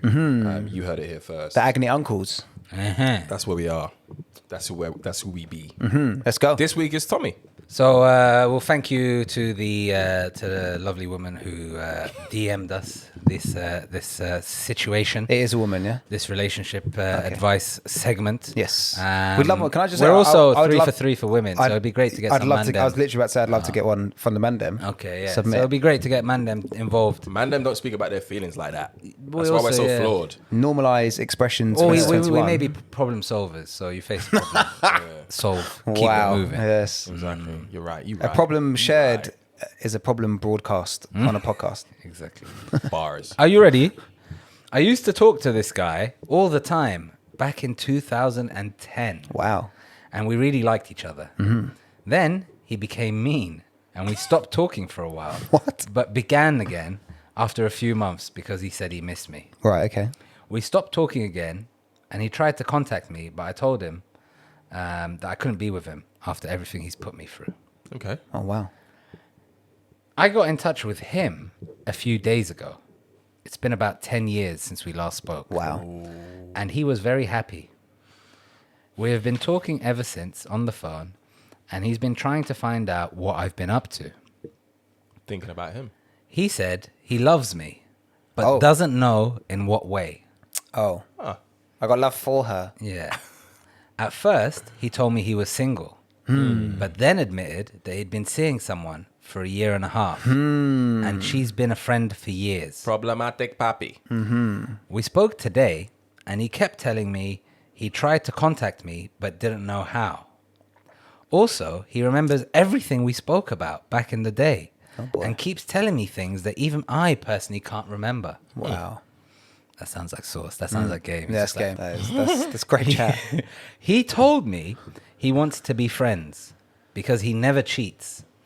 And I'm not sure. Because he's a black man, right? Probably. We'll do guess the race after. He said he don't cheat. Said he don't cheat, so. So yeah, black men don't cheat. He's where were we? I've lost my trail. He also remembers rattled blah at blah that blah. lie. Yeah, he's also he's told me that he wants to be friends because he never cheats. And I'm not sure if he likes me like before or just as friends now. I mean, he only just admitted to having a girlfriend. He said he didn't want to hurt me and make me feel sad. I would really appreciate your advice on this. Thanks. Oh boy. So basically, it's this G has been going out with a girl for a year and a half. Then he gets a random call back from a girl that he used to speak to 10 years ago. They start reminiscing, taking a walk down memory lane. He tells her he loves her, but not sure in what way. Ultimately, he tells her he wants to be her friend because he's in a relationship, and he never cheats. So, She's given here that now. we've done Guess the Race already, clearly, let's move on to what advice. So we give basically, her. she's trying to decide whether or not she wants to go and home wreck the Exactly. shit That's exactly out what's of up. that household. Exactly. She's like, I want to smell your dick. It's one of them That's ones. basically the decision she's got to make. Is does she want to? Does she wreck the home? It sounds like she's got the power Oh, to boy. wreck that up if she wants. Because he told her he loves her, right? He was like, I'm not sure in what way, but I still love you, blah, blah, Oh, blah. goodness. So it sounds like if she was to put a little bit of effort, put her back into it, just a little, that she could divert his attention. Lady, steal your man. This lady doesn't sound like she's had much by way of options in the last decade. Oh boy. Oh boy. This has been an 11-year 10-year hiatus. half-assed romance, if you want to Yeah. call it that. Well, 10 And years- you have re-entered his life, and he's not even committing to you. He is committed. Go and sit down for another 10 years. No, but for real though, like But he is committed. I see commitment there.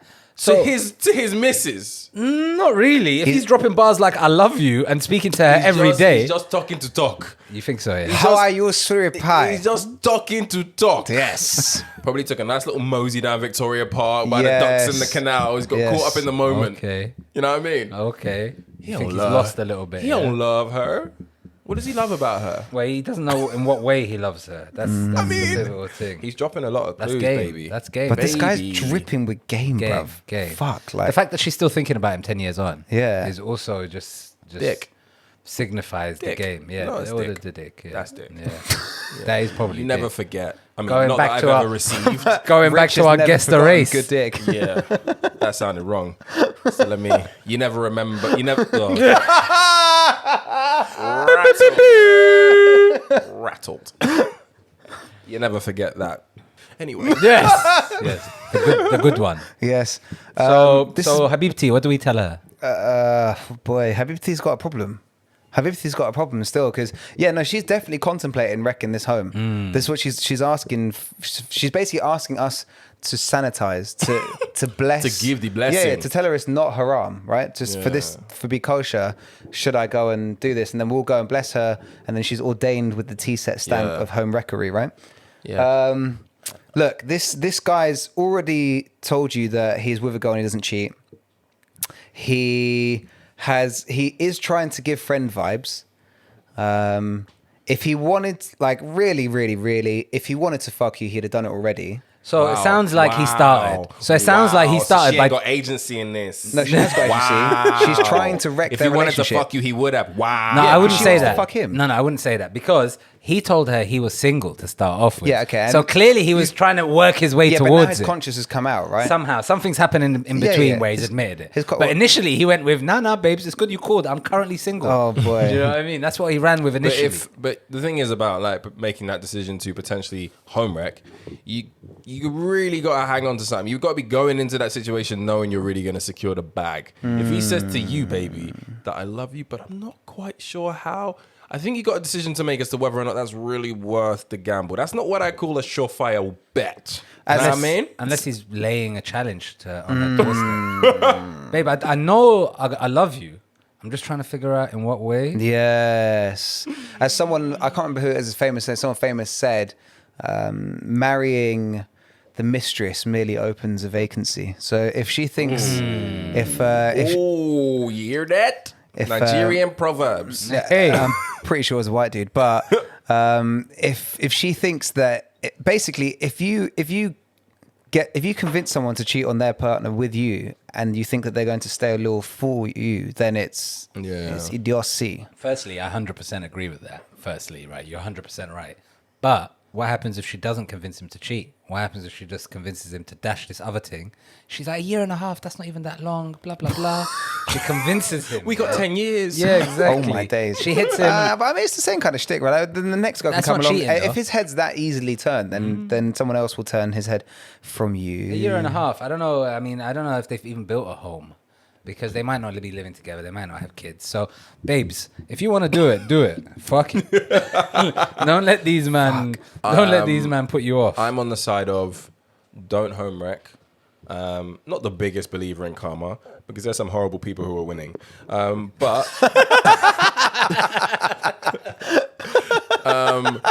But the little It's part, also a big fact. Yeah, it's very good. Big fact. but the part of me that does believe in karma somewhat is just like, yeah, you don't want to wreck a home. That's gonna swing around and show its vicious face. Tempting fate. Yeah. In the future, as Johnny said, he will facilitate someone coming to wreck your own home. Yes. So you better just watch your ass. Go and find a Tinder. Go and find a Hinge. Go and update your picture. You still have picture from 10 years ago.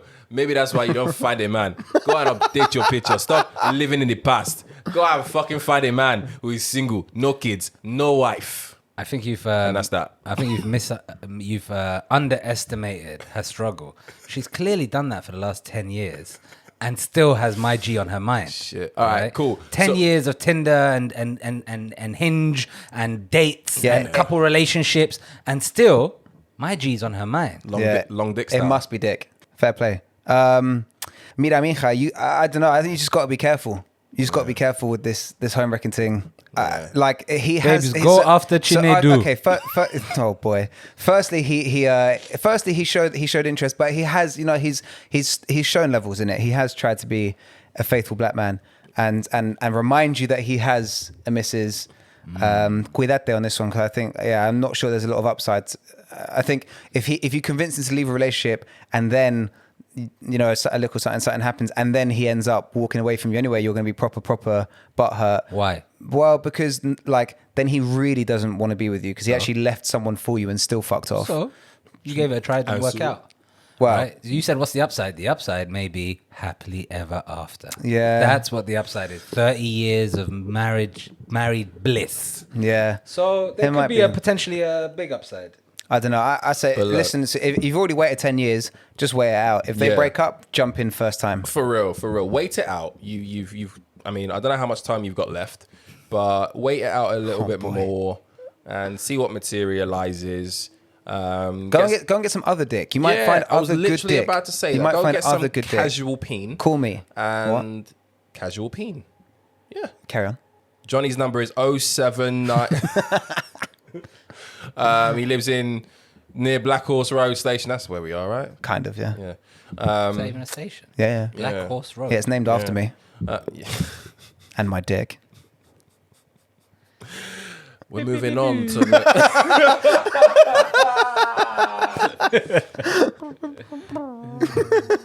All right, we're moving on to the so we're T-set moving quiz. on. Oh no, yeah? hold on. What's the final determination? I'm telling her leave this, mummy. Go Yeah, and leave it alone. find some other I dick. think we're unanimous. Leave this him. We're alone. not unanimous. Oh No. Home wreck the ting. No, And report back with findings. yes. No, I'm not saying home wreck the thing. What my point is once you can make it for her anyway. She can make a decision either way. Like, I don't see the whole downside thing that you're saying. Make a play for it. If the guy's not interested, he'll stay with his girlfriend. Make a play. You're like, oh, she's going to be on a deathbed forever thinking about this guy from 20 years, 50 years, 100 years Okay. ago. Like, make your play. If he tells you, sorry, babes, I'm happy right now, then keep it moving. But what Yeah, about, okay. But what about the wifey in this, man? We ain't thinking about She's not a her. wife. That's the thing. There's a big difference boy. between a Wifey. ring. And yeah, she could be a wifey. A year What and a half she in. she doesn't know can't hurt But her. let's also be honest. Like, I wouldn't be talking about what you guys like. I wouldn't be anti home wrecking if they had a home necessarily. Let's say if they were married, had some kids, then you'd be like telling babes, this is too much now. Wow. A year in, this so- guy's still so basically- figuring it out. Cheating's basically- fine before there's property. That's So basically, not right. Tommy's like, until you're married, until you tick married on that application form, you single. But to be fair, that's what a lot of people say. A lot of girls do say until you put a ring on it, I'm single. I picked that up from. I do from not want to Sopranos, meet them. as was I don't telling want to you meet guys. these chicks. Anyway, It was a Sopranos thing. stay blessed, young blood. You'll be all right. T-set quiz, yeah? Let's It's go. the quiz Yeah, yeah. time. Let's Are go, you babe. gassed? You man Let's- gassed? let's go, baby. Let me tell you something, yeah? After Johnny's big man chat, Oh, he boy. is 1-0 down Oh, boy. to Richard Abiadi mean, look. in the inaugural T-set quiz. I mean, who else but I? Let's go. Let's wheel it up. Now we're back. Bang, back papi. again. Bang. Same format. It's exactly the same as last time. I've got to do maths. 5 questions. He's going to lose and then sees beloved Venezuela lose. It's Oh, going to be boy. a long night for It's man. going to be a long Let's night. wait for the next Top AFCON. up that rosé, Johnny. See where Nigeria get to. All right, ladies and gentlemen. Can't even argue. Yeah, because of Copa America, Nigeria can't make that. No, that's the next. Anyway, All right, you guys ready? Yeah. Yes. You guys have Let's play pen and true. paper in front of you. Yeah, I got a calculator. Oh, yeah. All right, calculator. all right. Forgot I Same had to format as last time. 5 questions. Each question is a number. I need the sum total of those 5. Play along at home. Play along at home, exactly. All right. So this week, Boris Johnson hosted the G7 annual summit and Flew to hosted. Cornwall. Flew to Cornwall. To talk about climate change. Yep. But Mad on the chat. scale, you have to look big. You know, you got 7 other G's coming through. Or Take 6 the other train, Gs. bruv. Kim Anyway. Jong-un takes the train everywhere, bro. Yeah. And he's So- enormous. Yeah. Probably also can't afford any other transport. Yeah, true. Exactly. But We're anyway, heckling, yeah, we're yeah, heckling exactly, Quizmaster. Exactly. Please, -1 there. The G7.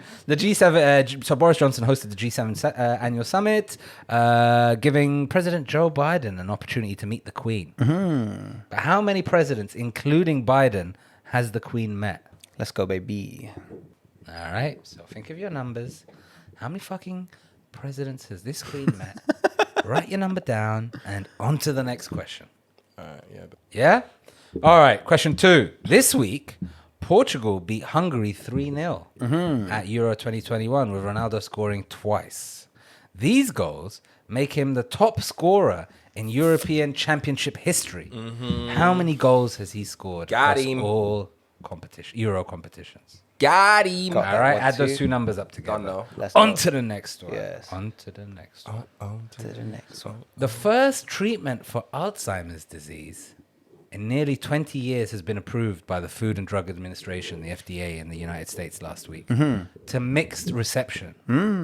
How many members of the FDA's advisory committee resigned as a result of this approval? I don't remember. All right. So this Alzheimer's drug in nearly 20 years and has been approved. How many man basically left as a result of that? Locked in, baby. Let's go. All right. Question number 4. QS released their influential World University rankings this week, yeah? Which is based on a survey of 94,000 academics. I don't know, is this... What the fuck? Yeah, this conclusive. 94,000 academics. Sit this out, Johnny. 44,000 hiring managers. What's imperial? So, based on a survey of 94,000 academics, 44,000 hiring managers across the globe, as well as an analysis of 11.8 million research papers and 100 million citations. What the fuck? That's what goes into these rankings. Bruh. Universities are then measured on academic standing, graduate employability, student-staff ratio, research impact, and internationalization. All right? Here's your question. How many British universities made it to the top 20? Okay. Done? Yeah. Last question. Let's go. Last question. In what no doubt spells disaster for the bastardization, or in Johnny's words, Americanization of the UK news media, Yes. GB News Yes. launched this week, a television channel which claims to lend an ear to some of Britain's marginalized and overlooked voices. Bullshit. Here's a question. What percentage of the opening show viewers were aged over 65? Oh, what a question that is. Thank you. So there you go, gents. Those are your 5. Add that percentage number, whatever number you come to, add it to the other 4 that you have, and spit out a number. Before you spit out a number, one of you show me your number while the other one spits it out. All right. Johnny, what's your number? Hold on. Oh, yeah, he has to do the quick maths isn't for him. My number is 63. Ooh, and you, Mr. Abiadi? 58.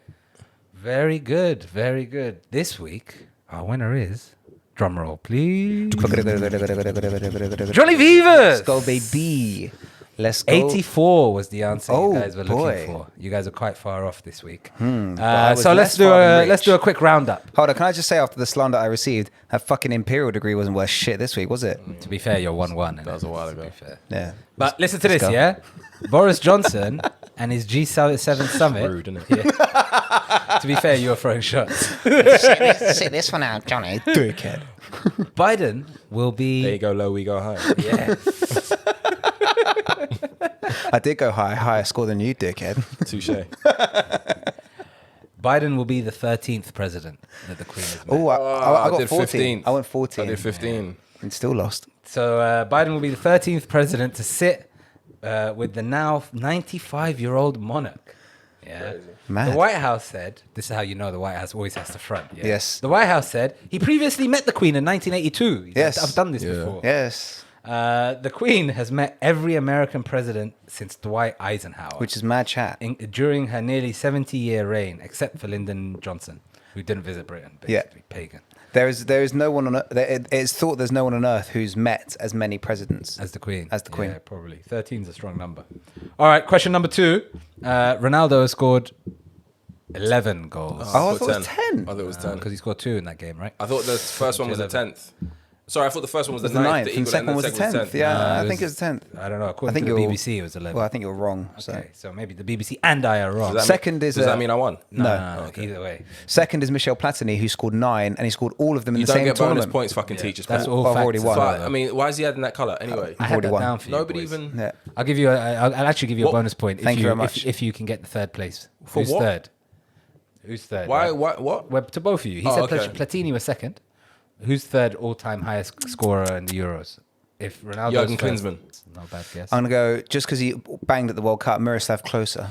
It's coming home. Oh, wow. Alan Shearer. Shearer. No way. Yes. Man like. Man like Alan with 7 goals. Anyway, and then Griezmann fourth, and then Griezmann's fourth. Ruud van Nistelrooy rounding up that list. Man, the guy just scores. Yeah. All right. Next question. Alzheimer's drug. Yeah. Yeah. 3 experts Got that right. have now resigned from the I got FDA that right as well. advisory committee after the agency. Listen to this. After the agency approved an Alzheimer's drug against the wishes of nearly every single member of the panel. What the fuck? Yeah. The drug its Doesn't generic name aducanumab. Sounds African. Yeah, was approved on Monday, setting off a variety of responses from celebrations amongst patients and caregivers and doctors to pointed questions about the drug's benefits and costs. All right, question number 4 about the universities. Yeah, how many British universities Okay. made the top 20 list? You're saying 3. 6. You're saying 6. The answer was 5. 5 British universities made the top 20 according to the International League table. What I found more interesting in this story. Can I get bonus points for guessing them? Go on. Imperial. Yeah. Dead. You can just say that 5 times and Yeah, you'll win. exactly. Yay, We here, baby. Cambridge, Oxford. Yeah. Durham. No. LSE. No. Oh, I'm not sure about LSE. I don't have the list in front of me. How UCL. can you administer bonus points if you don't know the answer? There was no bonus points for Well, this don't worry, one. because you're not going to win it. There was no bonus. But listen, this is what I found interesting in this whole article, yeah, is despite these 5 universities making the top 20, 36 universities, or 40% of British British institutions, saw their positions fall compared to last year. Which in a time where we've Interesting. increased tuition fees to 9Gs, Yes. seeing 40% of our universities losing pace to global universities is probably a topic for discussion. Oh, yeah. Fucking Tories. I think we were going to talk about universities and whether or not that shit's needed. We'll do that soon. He'll do it another time. And then the final question about GB News and the bastardization or Americanization, which Johnny's obviously written a lot about. So check out his blog. Yes, Thinking Out Left, shout out. You wrote something this week about it? No. Just generally. I saw this coming a long time ago. I commit his blah, content blah, to blah. memory just so I know what to oppose in the future. So according to TV industry magazine Broadcast, GB News peaked in its opening minutes with 336,000 viewers, meaning it outperformed the 100,000 who watched BBC News 24 That's me. across the hour and the 46,000 who watched Sky News. Dead. Broadcast said 57% of GB News' opening show was male. That's where I fucked it. Yeah, and 52% were aged over the age of 65. Wow, I went for 30. Yeah, Now, where's I more? literally did that, yeah. I thought if this is going to be Fox News, I thought you would have gone with a Yeah. number like 80, bro. But anyway, Yeah. what I thought was even more interesting in this story was that 82% of listeners or of the audience were made up of the ABC1 demographic, which goes against. It was like, for me, it felt a bit oxymoronic when you hear about a Fox News ripoff. What's ABC one? Arabic, black, Christian. First place. Yeah. Arabic black Christian ones. they're demographics that they use in marketing and like for advertising on TV and stuff like that. And they're basically broken up across essentially a class spectrum. Okay. So A is like upper middle class. Right. B is like middle class. Right. And C1 is like highly skilled labor or some shit like Right. this. So it's saying that that 82% came up of that from that demographic, ABC1. It's mainly just Twitter journalists who are watching it take the piss out. I don't know, bro. 82% from ABC1 was quite caught high. me by surprise. Yeah. And 52% over 65 I thought was lower than I would have guessed. So either way, that takes us to a grand number of 84, allowing Mr. Vivas to tie the Well done, T-set Johnny. quiz. Well done, Johnny. One, Mate. one. Congrats. Thank you very Congrats. much. I'm a bit more gracious in defeat than you were last time, but It's true. Johnny look, man. left. Yeah. It's all Some good, people are man. natural losers. I'm not used to it. No, it's cool. It's cool. It's cool. See what happens when he wins one thing. Yeah, I know. It's calm, innit? We got a few of these to go. Yeah, quickly, new music. Check out the new Tyler, the Creator song, Lumberjack. Check out the new Little Durk and Little Baby album called Voice of the Heroes. It's not very good, but anyway, listen to that stuff. You see his little video, his little side video, Tyler the Creator, where he's Yeah, just man. lips in that thing Fucking of the love car. it. He was lipsing her just disgustingly, but I was proper here for into it. it as well. Yeah, I was here for he it. was proper into it. Fair play to him. She's gorgeous, isn't it? Yeah. Little dog. Little home wrecker. But yeah, gentlemen, this has been a pleasure as always. I was gonna You meant give. to return that. Yeah, it's been all right. I was yeah. gonna give one last shout out. I was going to give one last shout out to. Apparently, the pleasure's all mine. Pleasure's definitely mine. It's a bit of a sad shout out this week. Oh. A colleague of mine, man like Kai Takagi, who is a trader, JGB trader, where I work, died unexpectedly this weekend. Holy shit. And it's been real sad. He used to sit next to the guy. He was a proper sweet boy, Japanese. Had been over here from Tokyo, kind of living the expat dream, working for a big bank in London, and died suddenly over the weekend. So Young man. yeah, younger than me, 20. I think he's probably about 26, 27. hell. Died over the weekend, and he was a good boy. He's a proper good stand-up boy, clever guy, really nice dude. Died over the weekend. So this one's for Kai. And his family, man. Shout out to Kagi-san. Thoughts, love with the family back in Tokyo. Wow. I love you, man. You're a good dude. Man, blessings. Rest in peace to him. Gentlemen. It's been a pleasure. Mate, pleasure's all mine, guys. Yes. I just want to Yes. hear it. Just want to hear it from time to time. You know where we're at. Spotify, SoundCloud, Apple Podcasts, and YouTube. Find us on Instagram and start submitting some more relationship advice. If you're nasty. If you're nasty. It's your boys. You know where we're at. Peace.